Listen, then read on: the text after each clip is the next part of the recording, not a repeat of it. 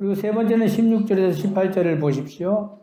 주님 자신을 등불로 비유하신 말씀이 소개되고 있고요.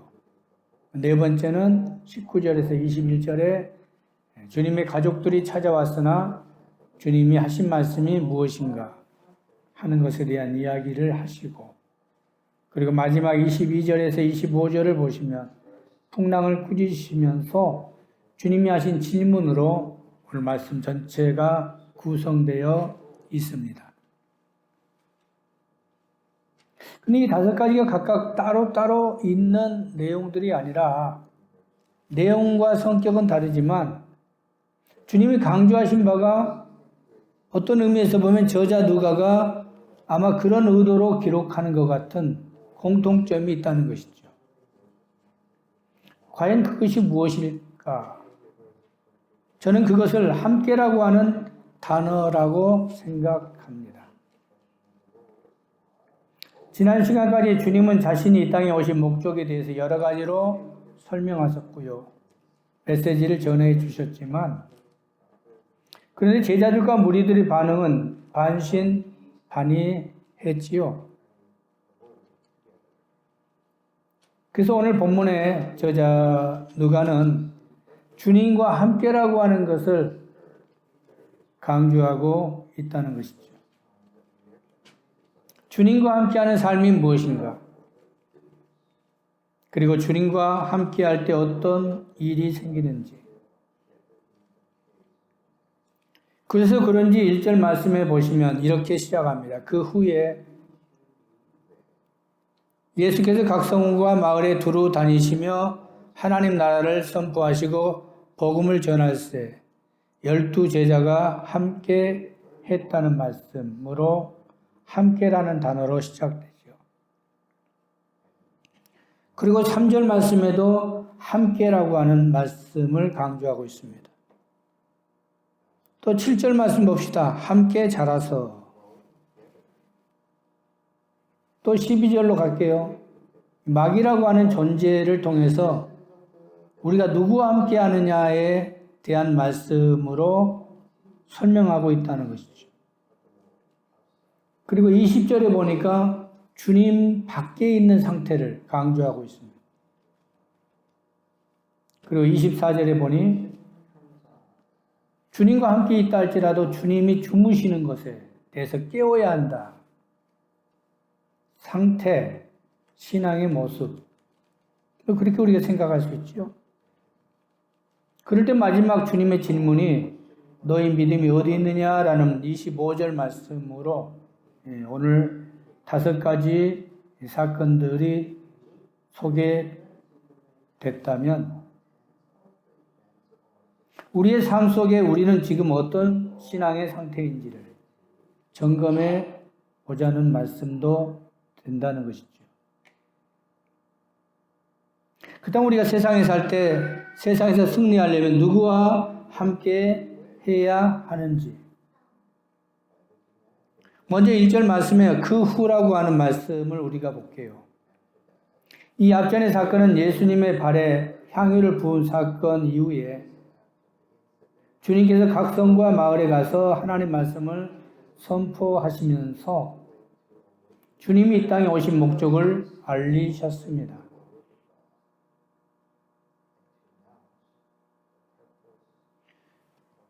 근데 주님의 말씀을 증거하실 때 함께하는 자들이 누구냐?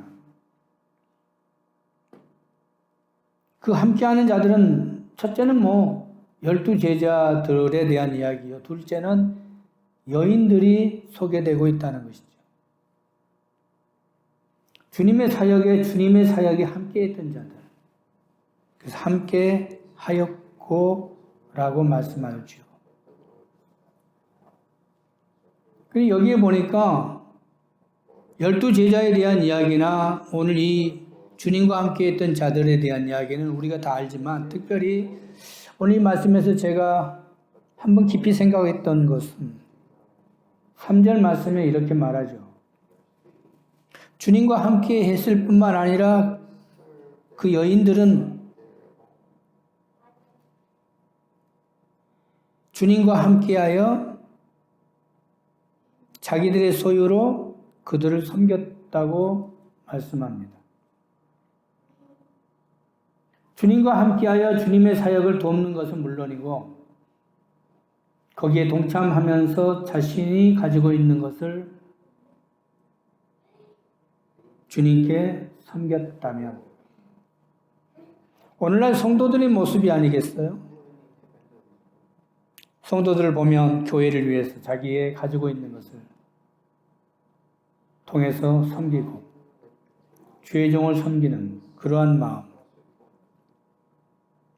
그래서 오늘 이 말씀을 기록하는 누가가 이 말씀 속에서 주님이 하시고자 하는 말씀에서 전달하고자 하는 것이 감사의 마음이 담겨져 있다는 것입니다.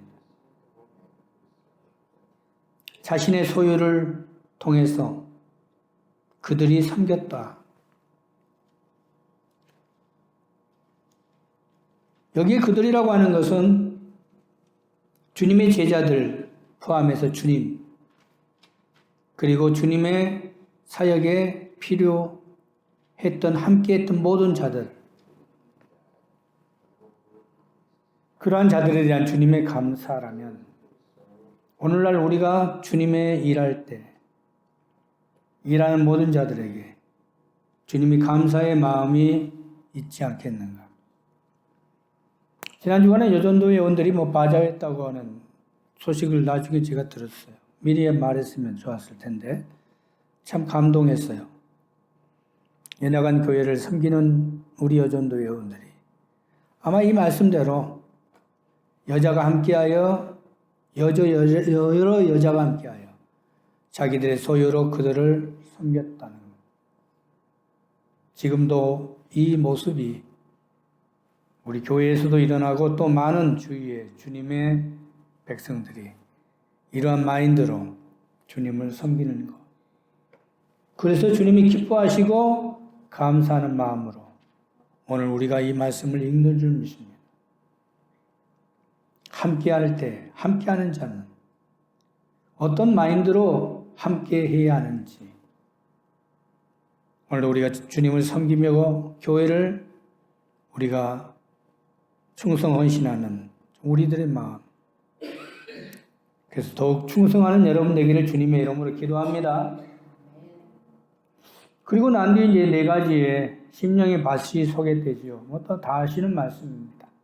길가와 같은 마음, 바위와 같은 마음, 가시떨기, 그리고 좋은 땅. 내가 정말 믿음 생활하고 함께 한다고 하지만 어떤 심령의 마음으로 하나님 말씀을 받는지. 그리고 이 말씀을 하신 뒤에 또 다시 설명하십니다. 이 말씀의 의미가 무엇인가. 9절에 보니까 이 말씀을 하신 뒤에 제자들이 비유의 뜻을 물었죠. 그래야 주님께서 자세하게 그 비유에 대한 말씀을 하시면서 주님과 함께하고 있지만 어떤 상태로, 어떤 심령의 상태로 주님과 함께하느냐에 따라 우리의 결실은 달라진다는 거예요. 교회 안에서 많은 성도들이 있지만 모두 똑같이 다 신앙이 성장한 게 아니더라고요.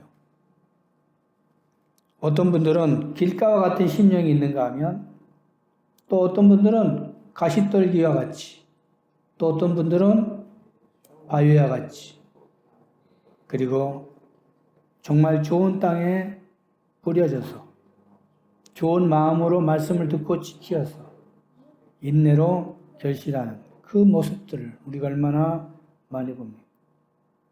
그러면 함께할 때 우리가 어떻게 해야 하느냐, 주님과 함께 한다면 어떤 심령의 밭으로 신앙생활을 해야 하는가에 대한 그것을 우리가 깊이 자신을 돌아보자는 것입니다.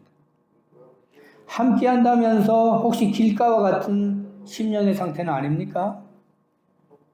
그러면 길가와 같은 심령의 상태는 어떤 문제인가? 우리 11절 말씀 읽어보세요.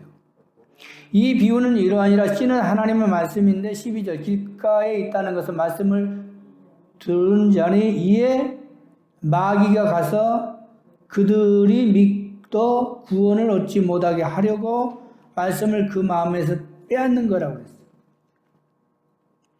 누구와 함께 하는데 당연히 주님과 함께 해야 하는데 뿌리가 없고 주님과 함께 하지 않으면 누가? 마귀가 가서 그들의 마음을 빼앗아버리는, 말씀을 빼앗아버리는. 교회 생활하면서 주님과 함께 한다면서도 이러한 믿음 생활을 하는 분도 계시다는 것이죠. 13절 바위 위에 있다는 게 뭐예요? 말씀을 들을 때 기쁨을 잠깐 받아요. 오늘 말씀 받고 은혜 받고, 그런데 예배당을 떠나면 세상에 가면 세상 사람이 되어버리는 거예요. 왜? 뿌리가 없기 때문에. 잠깐 믿어요. 잠깐 믿다가 시련을 당할 때 배반하는 자다. 성도들한테 많이 듣는 이야기가, 목사님 교회 와서 목사님 설교 들을 때는 정말 홀린 것 같아요. 그런 표현을 써. 홀렸다. 하나님의 영에 붙들렸다. 그 말이구나. 제가 해석하죠. 그런데 이상하게 지나놓고 보면 그 갑자기 다 거짓말 같아요. 뭐가 없어요? 뿌리가 없지요. 잠깐 믿어요. 그런데 뭐가 오면? 시련이 오면 배반해버리죠. 14절 또 가시떨기 같은 심령을 가진 분도 계셔요. 주님과 함께 할 때 정말 함께해야 하는데 그런 분들이 가시떨기와 같은 심령을 갖는 자는 어떻게 될까요? 가시떨기에 떨어졌다는 것은 말씀을 들은 자이나 지내는 중 이생의 염려, 재물, 향락의 기운이 막혀서 온전히 결실하지 못한다. 양다리 거친다고 그래요. 그런 말을 많이 써요. 하나는 세상, 한쪽은 교회. 그런 신앙생활 하지 마세요. 중심을 들이세요. 그런 말 하잖아요. 그런 의미. 염려, 재물, 향락의 기운이 막혀. 지금 여기 계신 분도 우리가 그런 분들 많이 봅니다. 그런데 어떻게 해야 하는지, 함께라고 하는 주님과 함께라는 신앙은 어떤 차이인지 15절 다 같이 읽어볼게요. 좋은 땅에 있다는 것은 착하고 좋은 마음으로 말씀을 지키라고 그랬어요. 착하고 좋은 마음. 무엇으로? 인내로 결실한 자리. 착하고 좋다는 것은 곧 인내와 관계되는 거예요. 인내. 믿음은요, 믿음, 소망, 사랑. 소망이라고 하는 것은 인내가 얼마나 중요한지. 천국에 대한 소망을 바라보고 끝까지 견디는 믿음. 주님과 끝까지 가는 것. 그런 믿음이 진정 함께. 그래서 함께 자라는 거예요. 함께. 그리고 세 번째 소개하는 것이 이제 자신이 등불이신 주님과 함께하는 삶이 광명의 삶이라면서 세 번째 소개하는 말씀이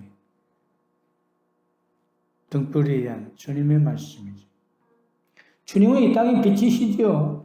어둠을 비추는 빛, 참빛, 생명의 빛이신 주님.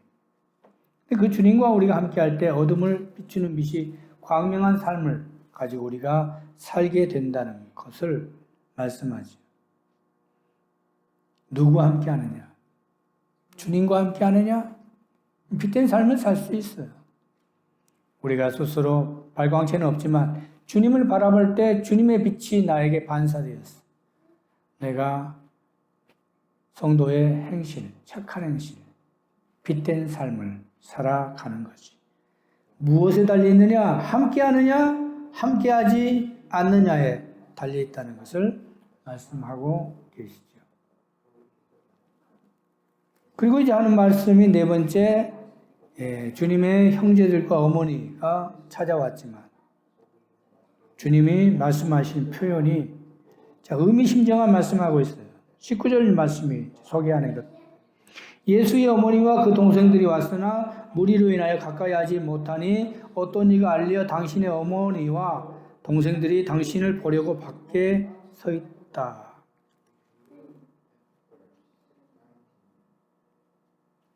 근데 여기에 보니까 지금 혈육 관계 어머니와 형제들인데도 주님은 이들을 향하여 뭐라고 합니까? 누가 내 형제요 내 어머니냐. 마태복음 그렇게 소개했죠. 여기는 그 단어가 없지만 누가 내 형제요 내 어머니. 왜 이 말씀하셨어요? 우리가 혈육관계에서 내가 주님과 함께하는 것 같지만 주님 안에 있어야지 주님 밖에 있으면 안 된다는 거예요. 지금 문제는 20절 말씀 보세요. 20절 읽어보세요. 어디 있어요, 얘들이? 주님 밖에 있어요. 비록 어머니고 비록 내 형제들이지만 주님과 함께하지 않으면 누가 내 형제요? 내 어머니냐? 하는 주님의 질문. 바로 그건 밖이라고 하는 단어를 여러분 동그라미를 쳐보세요. 밖에 서 있나이다. 응당 어머니라면 주님 곁에 있어야 하고 형제라면 주님과 함께 있어야 할 것입니다. 이 말씀도 바로 이 안과 밖에 대한 이야기, 인사이드 아웃사이드를 설명하고 있는 저자 누가의 의도임을 알 수 있죠. 그리고 마지막에 이제 22절에서 25절에 풍랑을 잔잔케 하시는데 여기에서 보니까 주님과 함께 했지만 제자라고 하면서 주님과 한 배에 탔지만 주님이 주무시게 하셨다.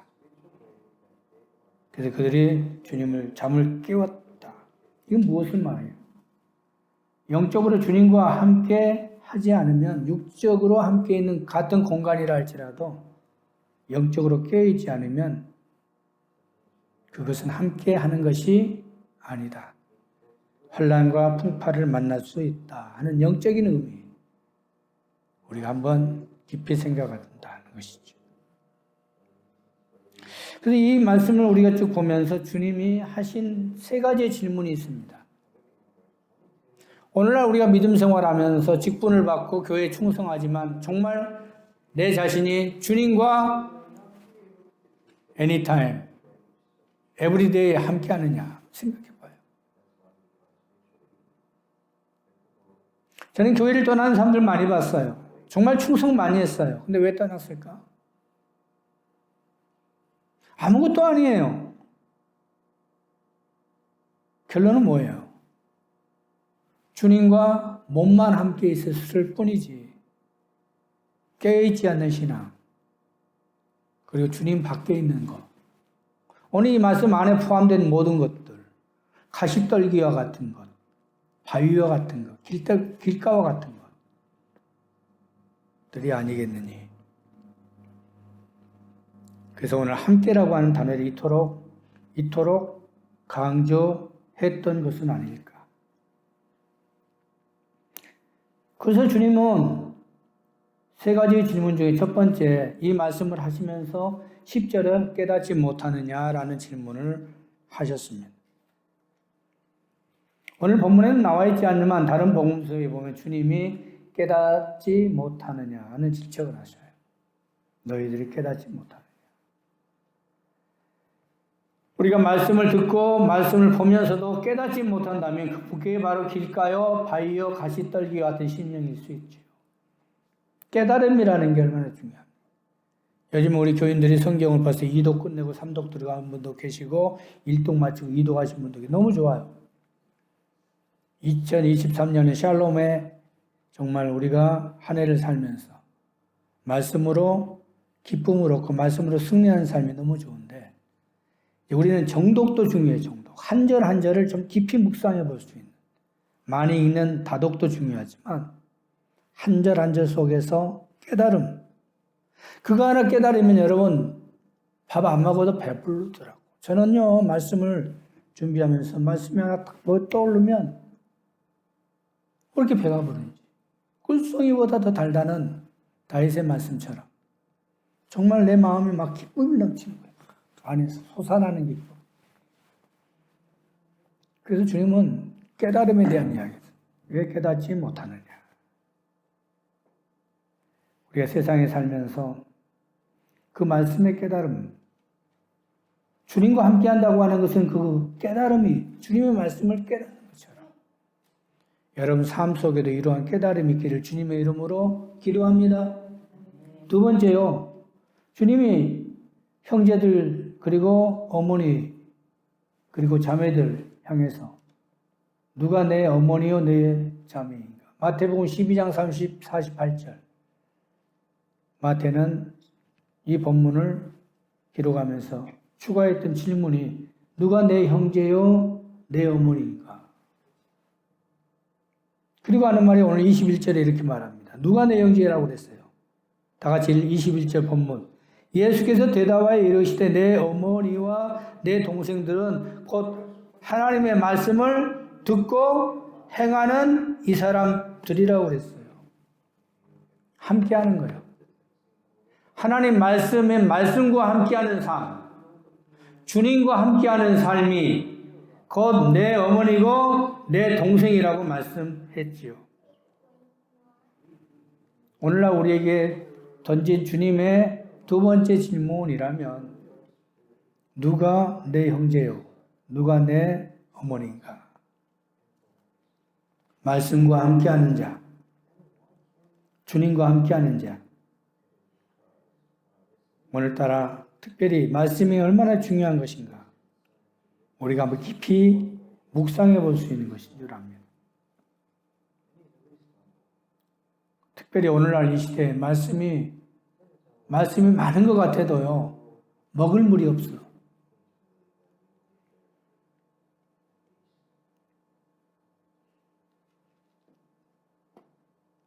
말씀이 많은 것 같아도 먹을 물이 없어요.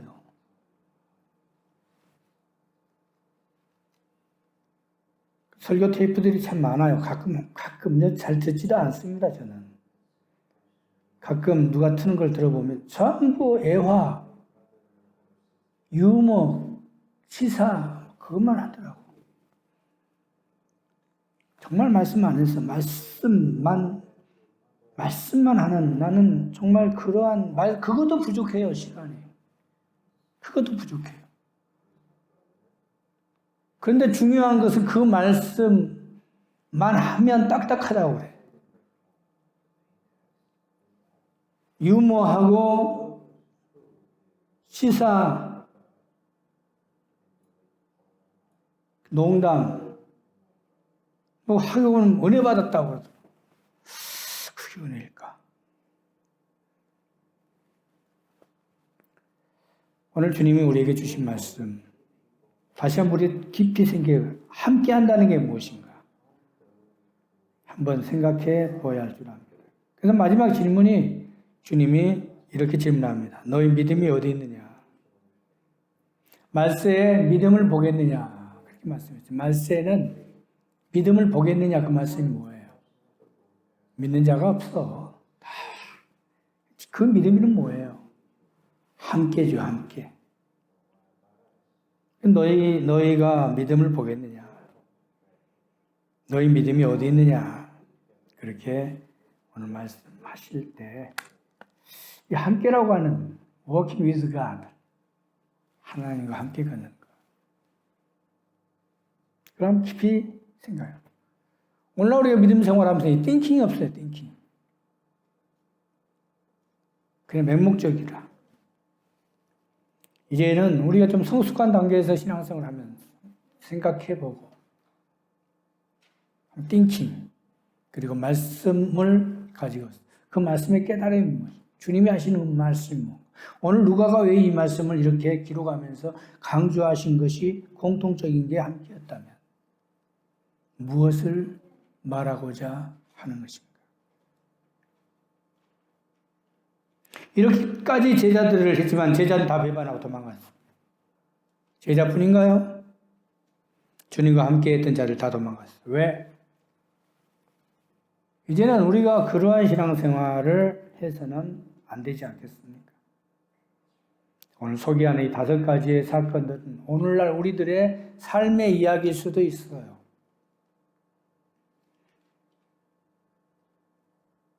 그렇다면 이러한 우리의 삶의 오늘 우리의 모습에서 내가 어떤 믿음 생활을 해야 하는지, 누구와 함께 해야 하는지, 함께라고 하는 것이 무엇인지, 함께하는 것이 뭐라고요? 말씀을 듣고 행하는 게 함께라고 그랬어요. 21절에. 누구와 함께 하는 거예요? 주님과 함께 하는 거예요. 그럴 때 그 결과는 뭐예요? 인내하는 거예요. 오늘 이 세 가지를 우리가 종합적으로 스스로가 답변할 수 있는 함께하는 믿음,